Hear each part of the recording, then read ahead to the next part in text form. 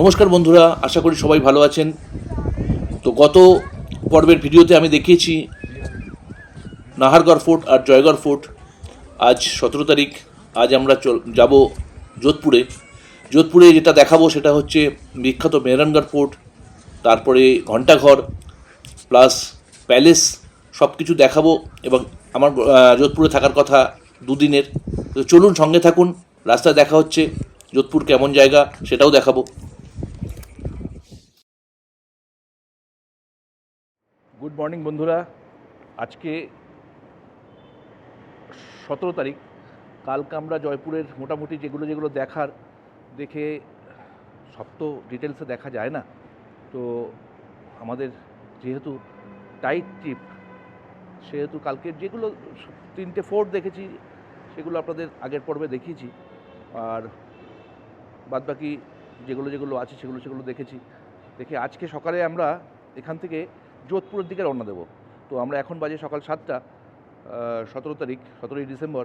তো আমরা এখন আমাদের নিচে গাড়ি ওয়েট করছে। আমাদের লাগেজ কমপ্লিট। সকাল 7টা। আমরা যত সকাল সকাল যাব তত সকাল সকাল যোধপুরে পৌঁছবো। কারণ যেহেতু আমাদের হাতে সময় কম, আমরা 9 দিনের ট্রিপে এসেছি রাজস্থান। 9 দিনের ট্রিপে হয় না। রাজস্থান মিনিমাম 15-16 দিন লাগে ভালোভাবে দেখতে গেলে। আর যদি রাজস্থান পুরোটা দেখতে হয় তাহলে হয়তো 20-22 দিনও কম পড়ে। প্রচুর জায়গা, সব থেকে বড় স্টেট ইন্ডিয়ার রাজস্থান। তো চলুন, রাস্তায় দেখা যাবে কোথায় ব্রেকফাস্ট করব, কোথায় লাঞ্চ করব। এবং যোধপুরে গিয়ে আজকে মেহরানগড় ফোর্ট দেখার চেষ্টা করব। আজকেই কমপ্লিট করে দিতে পারলে কালকে আমরা আর টুকটাক যে দুটো জিনিস আছে করে আমরা ওখান থেকে বেরিয়ে সোজা জয়সলমেরের দিকে যাব। রাস্তাও দেখাবো কেমন রাস্তা দিয়ে যাচ্ছি। শুনেছি জয়পুরের রাস্তা বা রাজস্থানের রাস্তা নাকি ভারী সুন্দর। তো দেখা যাক, দেখা হচ্ছে সবার সঙ্গে রাস্তাতে। আমাদের গাড়িতে লাগেজ তোলা হচ্ছে। এবার লাগেজ তুলে আমরা এখান থেকে বেরোবো। তো আমরা এই হোটেলটায় ছিলাম, আপনাদের দেখাই। এইটা সামনে রাস্তাটা, আর এই তো হোটেল, এগুলো দেখিয়েছি। আর একবার দেখিয়ে দিলাম আপনাদের। তো এই হোটেলটায় ছিলাম, এটা হোটেল গঙ্গৌর, আরটিডিসি ডিপার্টমেন্টের, রাজস্থান ট্যুরিজম ডিপার্টমেন্টের হোটেল।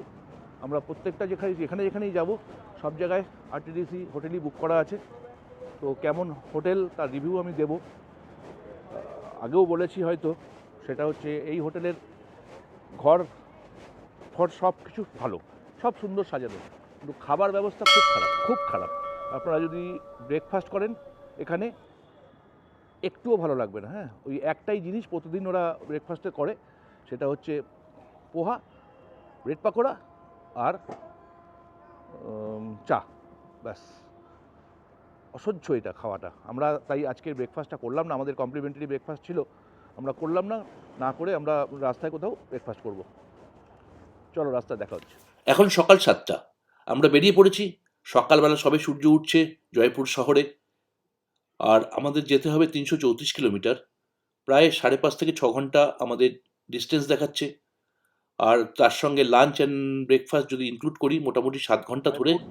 আমরা যেখানে ছিলাম হোটেলে, সেখান থেকে প্রায় 89-90 কিলোমিটার আমরা চলে এসেছি টুয়ার্ডস যোধপুর। এসে আমরা একটা এখানকার নামকরা রোড সাইড ধাবা বলুন, রেস্টুরেন্ট বলুন, সেখানে ব্রেকফাস্ট করব। বেশ বড় জায়গাটা, বেশ সুন্দর, দেখাই আপনাদের। এই দেখুন জায়গাটা। আর হোটেল যেখানে আমরা ব্রেকফাস্ট করব তার নাম হচ্ছে হোটেল হাইওয়ে কিং। সেখানে যাব এখন, গিয়ে দেখি কী ব্রেকফাস্ট করা যায়, আপনাদের দেখাই, ব্রেকফাস্টও দেখাবো। চলুন।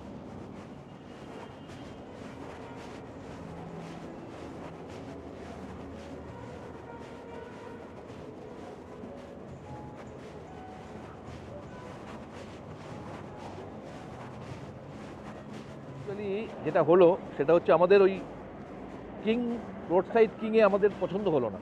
আমরা ওয়াশরুম ইউজ করলাম, করে তারপরে আমরা বেরিয়ে আসলাম। কারণ ওখানকার একটু অন্যরকম খাওয়া দাওয়া, বারিস্তা, মানে বার্গার, পিজা, আমরা এটা চাইনি।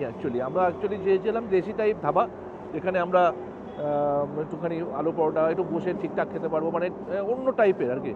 বাইরে এসেছি তো, সুতরাং সবসময় কি আমরা ওই 5 স্টার তো কলকাতায় মাঝে মধ্যেই করি, তো সেই জন্যে আরেকটা জায়গায় পছন্দ করলাম, সেটা এটা ছোট, কিন্তু এটা ওটার থেকে অনেক ভালো, এবং আমাদের যা খাওয়া সেটা পাবো। চলুন দেখ ভেতরে।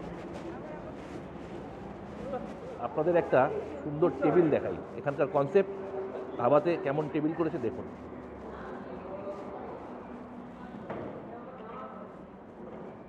স্কুটার দিয়ে তার ওপরে টেবিল। আর একটা দেখাই, অটোর ওপরে টেবিল দেখুন। সুন্দর না জিনিসটা? এরকম ইউনিক জিনিসের মধ্যে ঠিক আছে, নাহলে ওই রকম 5 স্টার আমরা চাই না। আমরা ব্রেকফাস্টে এই রেস্টুরেন্টে বসে কেউ নিয়েছিল ছোলে বাটুরে আর স্যালাড, কেউ নিয়েছিলাম আলুর পরোটা আর টক দই। তো সকালবেলায় আমরা যেহেতু 5 জন ছিলাম, সবার মধ্যে থেকে এর থেকে একটু ওর থেকে একটু নিয়ে ভালোই এনজয় করলাম ব্রেকফাস্ট। এরপরে আমরা কোথাও দাঁড়াবো না ঠিক করেছি, সোজা যোধপুরে গিয়ে দেখা হচ্ছে। চলুন। আমরা পৌঁছে গেছি যোধপুর শহরে, আর কিছুক্ষণের মধ্যে আমরা পৌঁছে যাব মেহরানগড় ফোর্টে। চলুন, সঙ্গে থাকুন।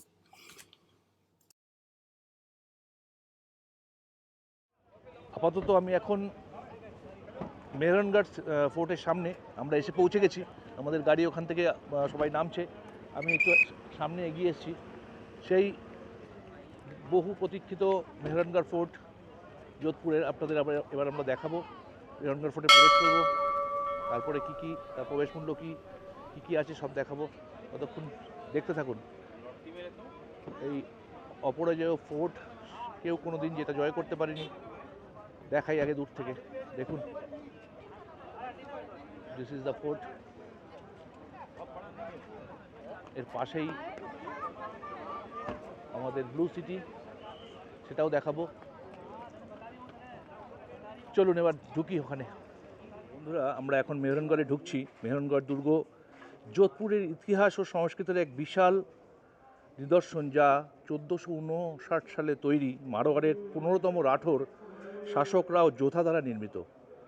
এটি 122 মিটার উঁচু, যার চূড়ায় অবস্থিত, এবং এর দেওয়াল ও ভেতরের শীষমহল কাঁচের প্রাসাদ প্লাস ফুলমহল গোলাপের প্রাসাদ প্লাস এর সুন্দর স্থাপত্য রয়েছে, যা জাদুঘর, মন্দির এবং বিভিন্ন গ্যালারি রয়েছে, যেটা রাজস্থানের সমৃদ্ধ ইতিহাস তৈরি করেছে। তো চলুন আমরা দেখি, সেই সব জিনিস আপনাদেরকে দেখানোর চেষ্টা করি।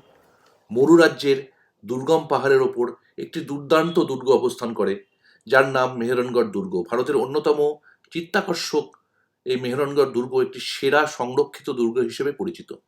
নীল আকাশের নিচে প্রকাণ্ড একটি দুর্গ এখনও আধিপত্য বিস্তার করে রয়েছে। সারা বিশ্বের কাছে এই আকর্ষণীয় দুর্গটিকে একবার চোখে দেখার জন্য সারা বছরই পর্যটকদের ভিড় লেগে থাকে।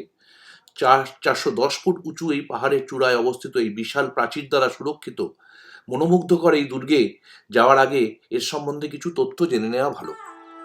এখানে না একটা লিফটের ব্যবস্থা আছে, খুব এটা ভালো। আমি আগে যখন এসেছিলাম এটা ছিল না, নতুন করেছে। তো আপনি 50 টাকা দিয়ে যদি লিফটের টিকিট কাটেন, তাহলে এত দূর হেঁটে উঠতে অনেকেরই বয়স্কদের কষ্ট হয়। তো আপনি একবারে ছাদে চলে যান, ওখান থেকে দেখতে দেখতে নিচে নেমে আসুন। তো আমরা তাই করেছিলাম। বাদবাকি টিকিটের মূল্য হচ্ছে 100 টাকা পার পার্সন ভারতীয়দের জন্য। তো আমি সেটাই করেছিলাম, একবারে ছাদে গিয়ে তারপরে ওখান থেকে দেখতে দেখতে নেমেছিলাম। আমরা এখানে 50 টাকা করে এলিভেটার আছে, ডাইরেক্ট আপনি টপে চলে আসতে পারবেন লিফট নিয়ে। এবং লিফট সব থেকে সেটাই ভালো, যারা বয়স্ক লোক থাকে তাদের জন্য লিফটে উপরে উঠে তারপরে আস্তে আস্তে নিচে নেমে ফোর্ট দেখা কমপ্লিট করতে পারেন। এখন একটা আপনাকে ছবি দেখাবো, আমার তোলা ছবি। 1993-তে আমি যখন কলেজ থেকে এক্সকারশনে এসেছিলাম যোধপুরে এই মেহরানগড় ফোর্টের, সেই ছবিটা আমার অনেক একটা ভালোবাসার ছবি, যেখান থেকে তুলেছিলাম সেই জায়গাটা আপনাকে দেখাই। সেই ছবিটা আমার কিছু কোম্পানি কিনেছে ছবিটা তাদের বিজ্ঞাপনের স্বার্থে। ছবিটা খুব বিখ্যাত হয়েছিল। সন্ধেবেলায় সানসেট যখন হচ্ছে সেই সময় তুলেছিলাম। তো সেই ছবিটা এই যে ক্যাননটা দেখা যাচ্ছে, দেখুন দেখাই আপনাদের। এই যে ক্যাননটা রয়েছে, এই ক্যাননের ফাঁক থেকে তোলা সেই ছবিটা আপনি দেখতে পাচ্ছেন। দাঁড়ান আমি আপনার সামনে থেকে দেখাই। এখানে এরকম জায়গা থেকে তোলা আমার ছবিটা। তো সেই ছবিটা এখন আপনাদের দেখালাম। তো যাই হোক, আবার বহুদিন পরে আসলাম। আমি যখন কলেজ লাইফে এসেছিলাম সেই সময় আমার ছবি ওখানে তোলা। আর তারপরে আমি এসেছিলাম 2013-তে আবার এসেছিলাম এখানে, যেখানে আমার সেই স্মৃতি, পুরনো স্মৃতি তুলে ধরার জন্যে এই যে ব্লু সিটি আছে, দেখুন দেখাই ব্লু সিটি, এই যে ব্লু সিটিটা আছে, এখান থেকে সব বাড়ির রঙগুলো নীল করা হয় রোদের হাত থেকে বাঁচতে। কেউ বলে ব্রাহ্মণদের আলাদা করার জন্যে, ব্রাহ্মণরা নিজেদের আলাদা করার জন্যে এই নিজেদের বাড়ির রং ব্লু করে রেখেছিল। যাই হোক, যেটাই হোক, তো সেটা থেকে আমি আবার সেই রাস্তা দিয়ে হেঁটে হেঁটে উঠেছি। যে কলেজ লাইফে যেমন উঠেছিলাম তেমন এবারেও ওই 2013 সালে উঠেছিলাম। কিন্তু এইবারে আমি আবার যখন আসলাম তখন বলছে নাকি ওই গ্রামের রাস্তা বন্ধ করে দিয়েছে, সেই রাস্তা দিয়ে আর ওঠা যায় না। তো ঠিক আছে, যখন যেমন তখন তেমন। আমরা এখন ছাদে থেকে নিচে নামবো আস্তে আস্তে। এই দেখা যাচ্ছে ব্লু সিটি, আরও ভালো করে আপনাদের দেখাই। এই দুর্গটি যোধপুর যত বড় শহর ঠিক মাঝখানে অবস্থিত। এই প্রাচীন দুর্গটি রাঠোর রাজপুত রাজা রাও যোধার আমলে নির্মিত হয়েছিল। যোধপুরকে তার নতুন রাজধানী করার জন্য তিনি 1459 সালে নির্মাণ কাজ শুরু করেন। দেশের অন্যতম বৃহত্তম দুর্গ এটা। দুর্গটি নির্মাণের সাথে বেশ কয়েকটি অভিশাপের গল্পও সংযুক্ত আছে। কেউ কেউ বিশ্বাস করেন যে দুর্গটি রাজা রাম মেঘওয়াল নামে একজনের কবরস্থান। দুর্গের সাফল্য নিশ্চিত করার জন্য রাজা দেশনকের শক্তিশালী করণী মাতাকে ডেকে এনে তাকে ভিত্তি প্রস্তর স্থাপন করতে বলেছিলেন। পরবর্তীকালে রাজার পরিকল্পনা সার্থক এবং সফল হয়েছিল। লোকবিশ্বাস অনুযায়ী দুর্গটি নাকি আশীর্বাদ প্রাপ্ত, তাই রাজ্যের অন্যান্য দুর্গ ধ্বংসস্তূপে পরিণত হয়ে গেলেও এই দুর্গ কোনোদিন একটুও পর্যন্ত কোনো ক্ষয় হয়নি। মেহরানগড় দুর্গে প্রবেশ করতে এমনি কোনো মূল্য লাগে না, কিন্তু দুর্গের ভেতরে প্রচুর আকর্ষণীয় জিনিসপত্র আছে। মহারাজাদের সেই সময়কার অস্ত্রশস্ত্র, তাদের কাপড় জামা, তাদের ব্যবহার করা সমস্ত জিনিসপত্র, তাদের রাজকীয়তা দেখার জন্য যে সমস্ত মিউজিয়াম আছে সেগুলো ঢুকতে গেলে অবশ্যই তার টিকিট লাগে। জয়পোল থেকে প্রধান প্রবেশদ্বার শুরু হয়। মনে রাখবেন, এই বিশাল দুর্গের ভিতরে হাঁটাচলা করার জন্য একটু পায়ে জুতোটা ভালো হওয়া চাই, কারণ দুর্গের পথ বেশ খাড়া। প্রবীণ ও অসুস্থ ব্যক্তিদের জন্য অবশ্যই লিফট আছে এবং সাধারণ মানুষের জন্যও লিফট আছে, আগেও বলেছি। দুর্গের আরেকটি প্রবেশপথ হলো ফতেহপোল, যা নিয়মিত ব্যবহার করা হয় না। প্রতিদিন সকাল 9টা থেকে বিকেল 5টা পর্যন্ত এই দুর্গের পথ খোলা থাকে। এই মেহরানগড় ফোর্ট এই উঁচু পাহাড়ের ওপর নির্মাণের পরে একটি বিস্ময়কর কৃতিত্ব হিসেবে পরিচয় পাওয়া গিয়েছিল। জানা যায় নীল শহরের মানুষদের রক্ষা করার জন্য এই দুর্গ নির্মাণ হয়েছিল। দুর্গের আকর্ষণীয় নিদর্শন হলো অসাধারণ বিস্তৃত উঠোন এবং প্রাসাদের চমৎকার যোগাযোগের মাধ্যম। সেই সঙ্গে রয়েছে মহারাজাদের সম্পর্কিত শিল্পকর্মের একটি চমৎকার সংগ্রহ। দুর্গের প্রবেশদ্বারে 7টি দরজা আছে। এগুলোকে বলা হয় Vijay gate, Fateh gate, Gopal gate, Bhairav gate এবং দেত কামরা গেট, মাটি গেট এবং সবশেষে লোহা গেট। এগুলির প্রত্যেকটাই বিভিন্ন কাজে নির্মাণ করা হয়েছিল এবং মানে নির্দিষ্ট উদ্দেশ্যে ব্যবহার করা হতো অ্যাকচুয়ালি। একটিতে এখনো কামানের আঘাতের চিহ্ন আছে।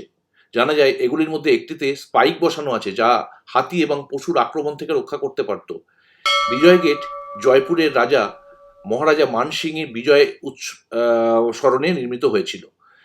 এছাড়াও উজ্জ্বল প্রাসাদ এবং শীষমহল, কাঁচের প্রাসাদ যেটাকে বলা হয়, ফুলমহল বা গোলাপ প্রাসাদ আছে। গোটা দুর্গের দেওয়ালে প্রাচীন ভারতীয় শিল্প ভাস্কর্য খোদাই করা আছে। মেহরান ফোর্টের যে জাদুঘরটা আছে বা মিউজিয়ামটা আছে, তাতে হাতির হাদাদ মানে হাতির পিঠে ওঠার যে সমস্ত বিভিন্ন রকম যে বসার জায়গার যে পালকি টাইপের ব্যাপার সেগুলো আছে। প্যালানকুইন আছে, দৌলতখানা আছে, অস্ত্রাগার, পেন্টিং, পাগড়ি গ্যালারি আছে, জাতীয় ভূতাত্ত্বিক স্মৃতিস্তম্ভ আছে, নাগনেচা মাতাজি মন্দিরও আছে, চামুন্ডা মন্দির আছে এবং রাউত যোধার ডেজার্ট রক পার্ক আছে। এখানের যে মিউজিয়ামটা আছে সেটা যদি আপনি পুরোটা ঘুরে দেখেন, সেই সময়কার রাজকীয় যে তাদের শৌখিনতা এবং তাদের জীবনযাত্রা সম্বন্ধে অনেক কিছু দেখতে পারবেন, অনেক কিছু জানতে পারবেন। খুঁটিয়ে খুঁটিয়ে দেখুন, অত বড় অস্ত্রের সম্ভার এবং বিভিন্ন রকম অস্ত্র, সেটা আপনারা, আমি কিছুক্ষণ পরেই আপনাদের সেটা আমি ভিডিওতে দেখাবো। এবং তার সঙ্গে তাদের সাজ পোশাক, তাদের দৈনন্দিন ব্যবহার করার জিনিস, তাদের পাওয়া উপহার, প্লাস তাদের ঘোড়ায় চড়ে যাওয়ার জন্য কি তাতে ঘোড়ার ওপরে বসানো হতো, উটের পিঠে কিভাবে পালকি বসানো হতো, হাতের পিঠে কিভাবে পালকি, মানে অসম্ভব সুন্দর একটা সম্ভার আপনারা দেখতে পাবেন এখানে আসলে। অনেকেই জানেন না, প্রতি বছর যোধপুরে 12ই মে প্রতিষ্ঠা দিবস হিসেবে উদযাপন করা হয়। এই দিনে দুর্গের প্রবেশ মূল্য পুরো ফ্রি থাকে এবং চোকলাও মহল এবং টেরেস মহল সবটাই আপনি ওখানে গিয়ে উপভোগ করতে পারবেন এবং দেখতেও পারবেন।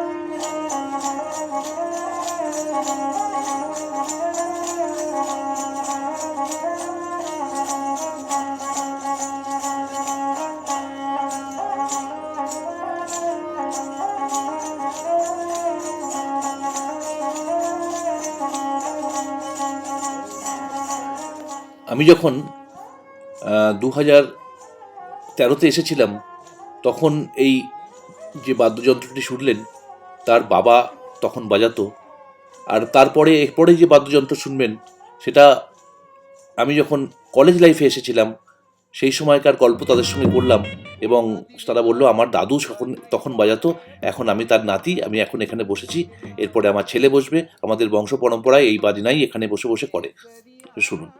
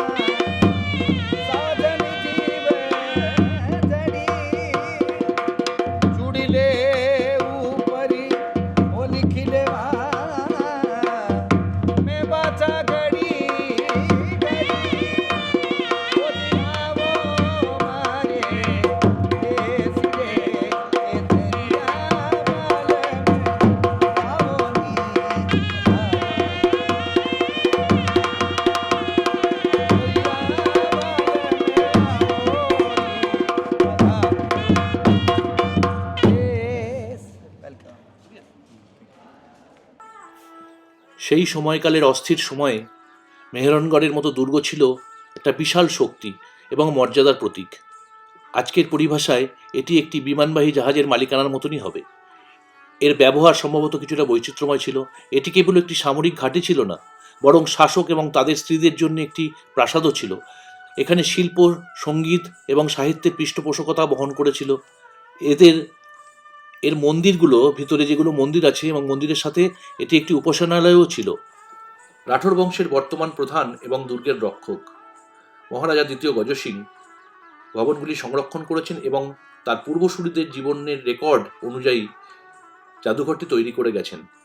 তার পূর্বপুরুষেরা মারোয়ার রাজ্য শাসন করেছিলেন এবং বহু প্রজন্ম ধরে এই স্থাপত্য সম্পদটি তৈরি করেছিলেন, এবং তাদের উত্তরাধিকার বজায় রাখা এবং বোঝার বিষয়টি নিশ্চিত করার জন্যই তার এই বর্তমানের দায়িত্ব।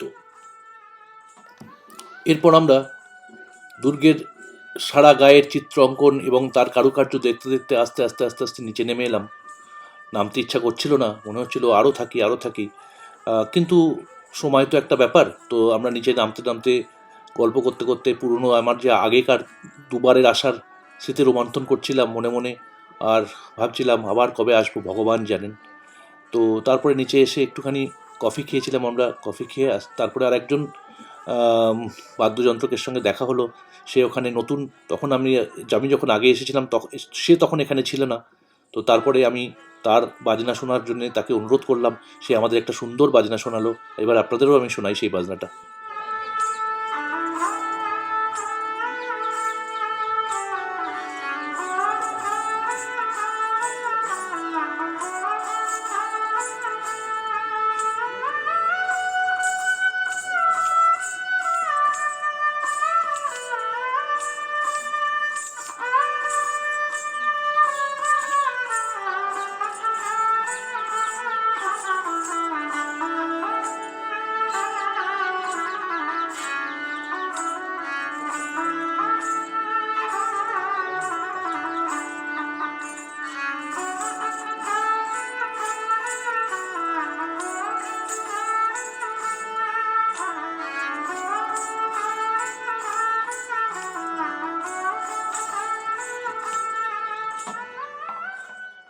তো বন্ধুরা, এই ছিল আমার 17 তারিখে যোধপুরে পৌঁছানো এবং মেহেরনগড় ফোর্ট দেখানোর পুরো ভিডিও।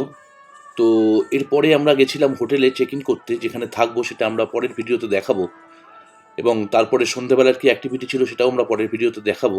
ততক্ষণ অপেক্ষা করতে হবে আপনাদের।